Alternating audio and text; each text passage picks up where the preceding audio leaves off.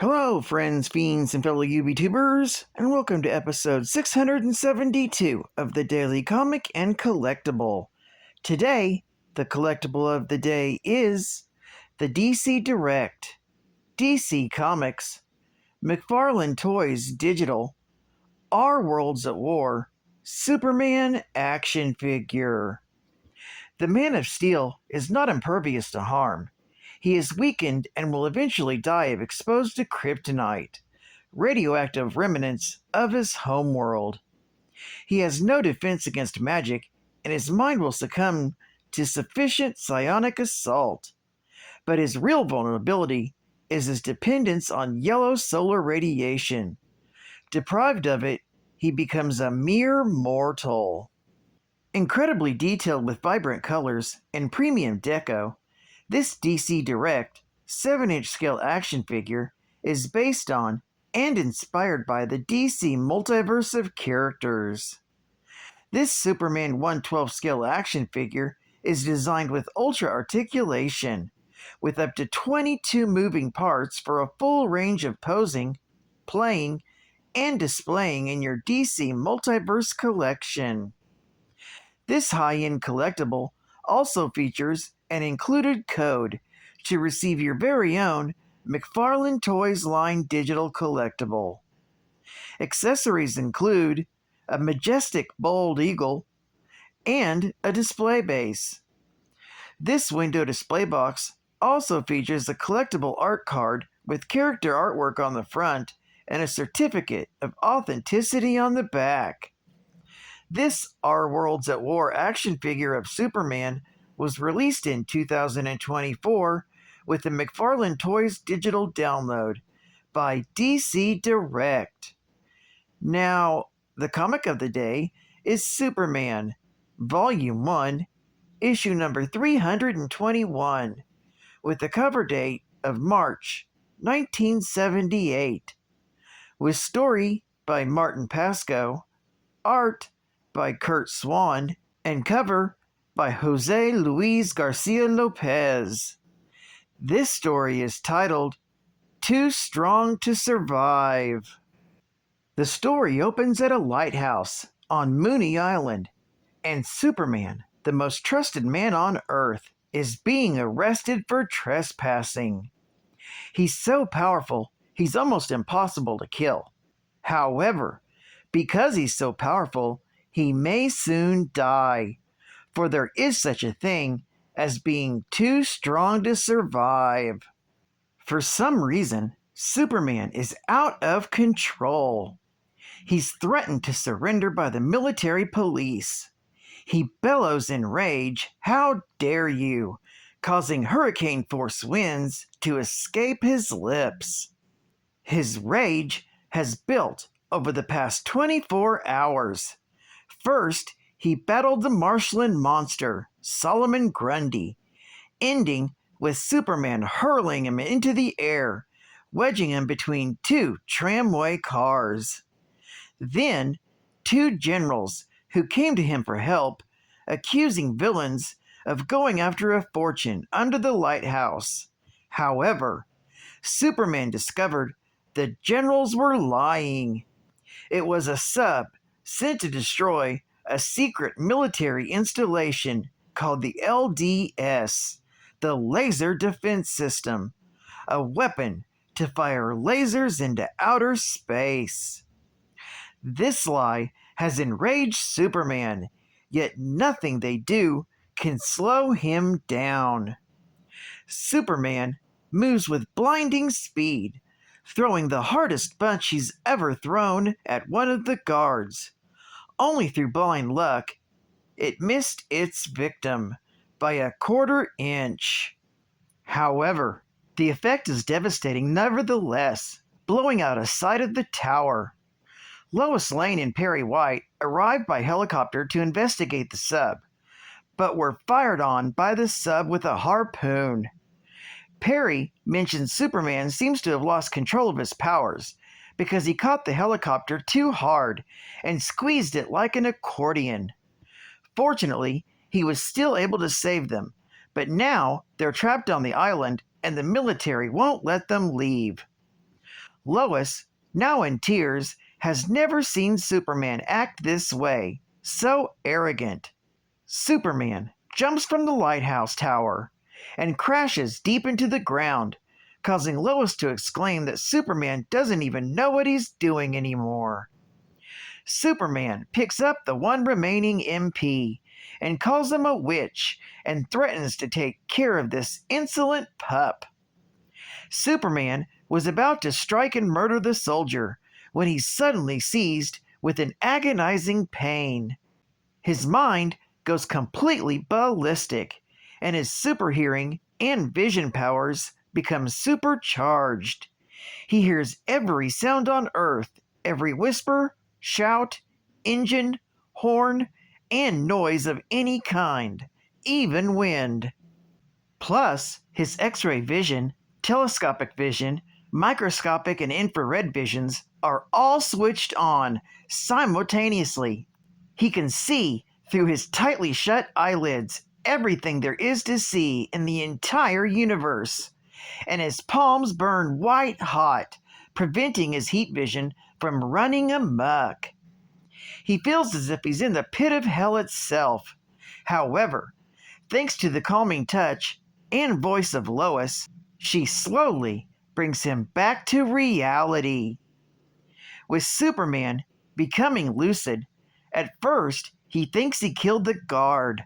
However, he fainted when he thought Superman was going to kill him. He then holds Lois in his arms and kisses her, but due to his lack of control with his powers, he injures her with his super kiss from lack of oxygen. It's then Superman realizes what he has to do and flies back to the Fortress of Solitude and applies a special lotion that will sap his powers from the sun. In his dream, his subconscious tells him that the parasite is responsible for his present condition after Superman got a glimpse of the villain during his sensory overload. Superman then confronts the parasite, where he learns that the parasite is planning to use the LDS, the laser defense system, to destroy Metropolis, unless he is paid $1 billion.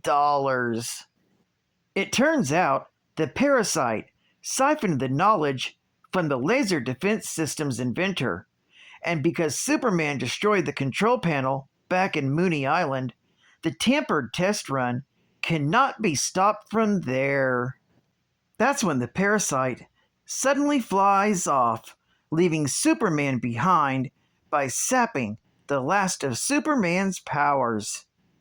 However, by sapping Superman's remaining powers, he leaves Superman to fall to his death to the ground below.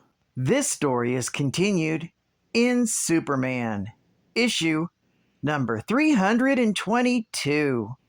Geek fact: Parasite used the Prism of Power to absorb away Superman's learned inhibitions regarding the utilization of his powers. In doing so, he deceived Superman into believing that he was inexplicably becoming more powerful.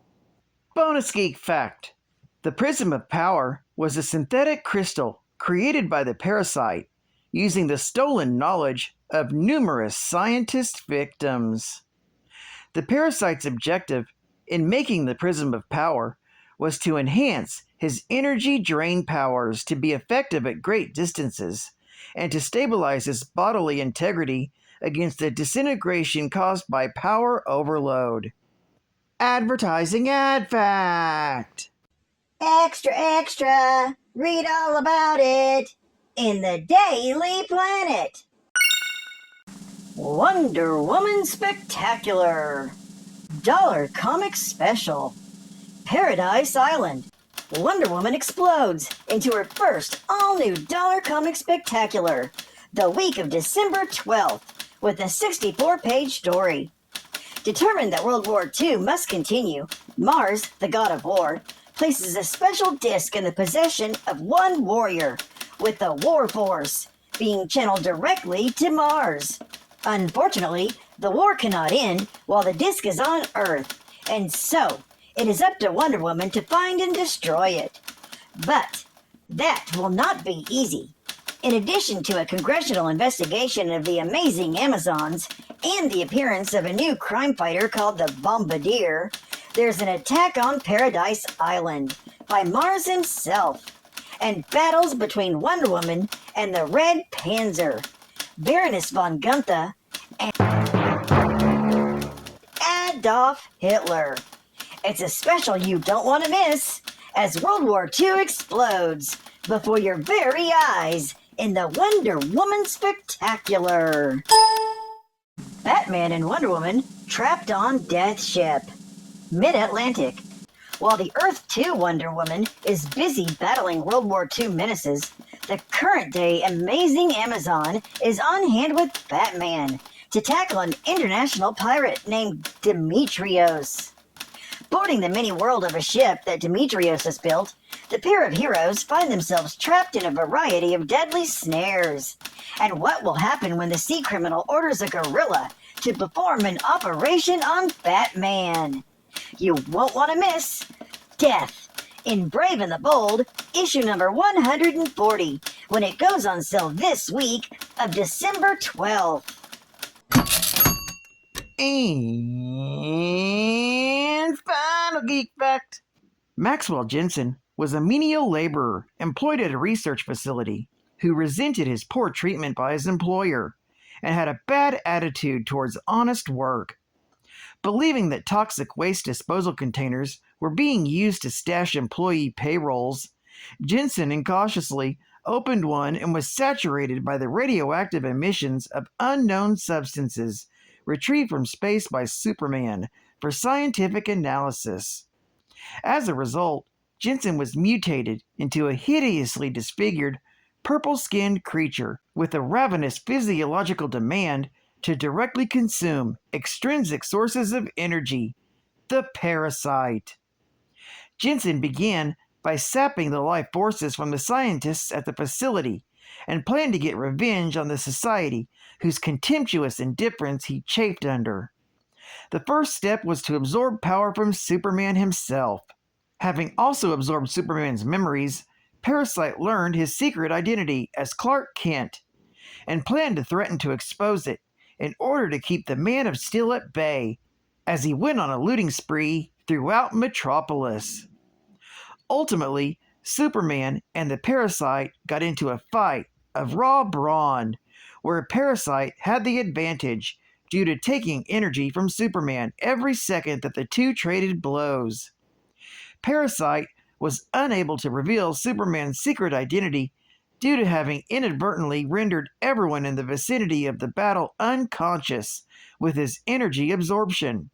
And though Parasite was on the verge of beating Superman to death, his body could no longer contain Superman's power and disintegrated into microscopic particles.